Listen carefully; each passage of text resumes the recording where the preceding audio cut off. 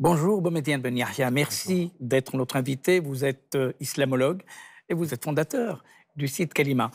Alors, au lendemain de la mort du prophète de l'islam et l'émergence d'un certain nombre de questions auxquelles le Coran ne répondait pas, un certain nombre de débats vont agiter la société musulmane. Et puis, nous allons voir petit à petit l'émergence de jurisconsultes, de juristes, de fuqaha qui vont essayer de répondre. 4 écoles vont se distinguer et qui resteront comme un référentiel.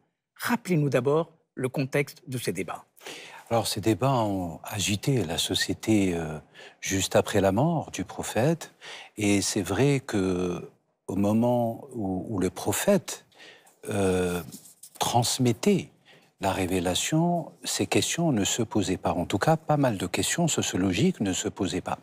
Les compagnons, voire les successeurs de compagnons, prenaient directement les sources des solutions, les résolutions sociologiques, sociales, directement du prophète. Et puis, petit à petit, bien sûr, compagnons, successeurs des successeurs, il y a des questions qui se posaient, mais notamment par rapport à l'expansion géographique à la fois immense et très rapide des musulmans, et là des questions de codification, des questions d'intelligentsia d'abord, par l'éminence et des fondateurs de ces 4 écoles, à savoir Abu Nu'man, Hanifa, Al-Shafi'i, et puis après Malik ibn Anas, et puis Ahmad ibn Hanbal. Ces 4 figures, en réalité, ne sont pas venus, n'avaient pas l'idée préconçue de construire du dogme ou du droit musulman. Ils ne répondaient qu'aux exigences et aux nécessités, d'où ce concept qui apparaît très très tôt dans ce qu'on appelle le fiqh, une discipline islamique de la nécessité, d'où ce concept, deuxième concept, qu'on appelle aussi le besoin. Et petit à petit, ce dogme est devenu ce qu'on appelle aujourd'hui al-fiqh, lui-même ancré par une littéralité qui signifie la compréhension, c'est de comprendre les sources de l'islam, le Coran, la Sunna, pour pouvoir donner des orientations. Quelle est la différence finalement entre les différentes interprétations que ces 4 grands jurisconsultes ont fournies et produites pour nous expliquer un certain nombre de questions qui se posaient aux musulmans? Là, on a une naissance d'une exégèse juridique qui va diverger chez les uns et les autres, mais parfois, il y a consensus entre les écoles. Les grandes différences vont coïncider sur 2 aspects. L'aspect de adhan, une supputation, si vous me permettez l'usage de ce terme, et al-qata',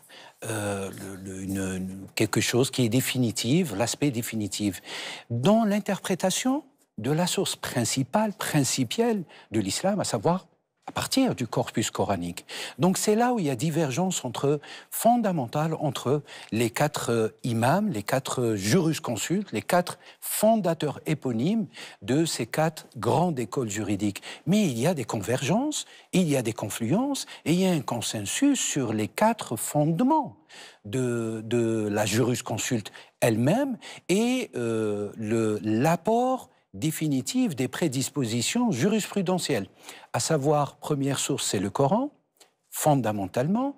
Si on n'a pas de source claire, évidente, univoque, diraient certains, plurivoque, diraient d'autres, à ce moment-là, on recourt à la sunna, la tradition, les paroles du prophète, alayhi salatu wassalam. Et puis, si on n'a pas des sources assez claires dans la tradition, à ce moment-là, on recourt à ce qu'on appelle le consensus. Mais quand on n'a pas un consensus parmi, à minima, les 4, ou les 3, ou les 2, parce qu'il faudrait la majorité parmi des imams, ben on recourt à un 4e fondement, à savoir l'analogie, ce qu'on appelle en arabe al-qiyas. Voilà, donc appliquer une règle qui était appliquée sur un sujet, la plaquer sur un autre sujet, pour pouvoir prendre un esprit qui est capable de résoudre tous les problèmes des corps. Si vous me permettez l'exemple, l'imam Malik ibn Anas introduisait dans son école quelque chose de nouveau et de renforçant, enrichissant, à savoir, il prenait en compte les us et coutumes de la cité de Médine. ce qui n'est pas le cas des autres écoles juridiques. Vous prenez le dernier chronologiquement imam, à savoir Ahmed ibn Hanbal. Ahmed ibn Hanbal qui est souvent considéré comme extrêmement rigoriste, mais en réalité c'est un rigorisme qui a vocation à chercher toujours cette moralité exemplaire, ce cadrage par la moralité, mais c'est surtout par la littéralité. Alors un quatrième courant se distingue, un cinquième, pardon, se distingue des quatre courants, disons, majoritaires, c'est le chiisme, qui est une autre lecture au lendemain de la mort du prophète.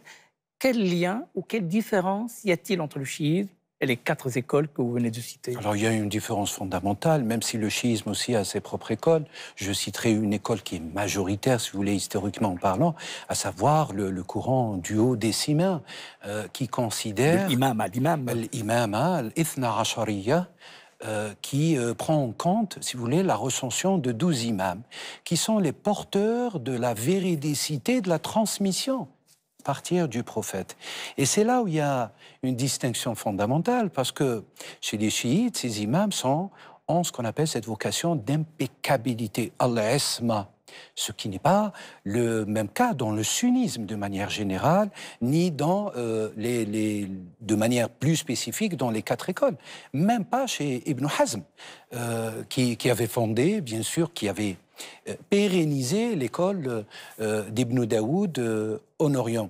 Cette distinction, elle est fondamentale parce que c'est là où il y a ce schisme dans la conception de la notion d'impeccabilité en islam.